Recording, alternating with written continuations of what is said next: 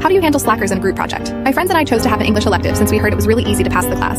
It required only 3 major presentations to pass instead of exams. Since we were given the option to choose our group mates, my friends and I decided to stick together. The first presentation was easy because it required a simple PowerPoint presentation. My friends promised to help out when they could, but they kept coming up with excuses to avoid doing their share of the work, like being busy with their majors and clubs and sororities. I ended up covering the research and creating the slides. They did show up for the presentation and winged it, but I warned them that the next 2 projects were a lot heavier and I wouldn't be able to do it by myself. They apologized half-heartedly and agreed to cover more of the work this time. However, after I completed my part of the presentation, I noticed they barely started on it.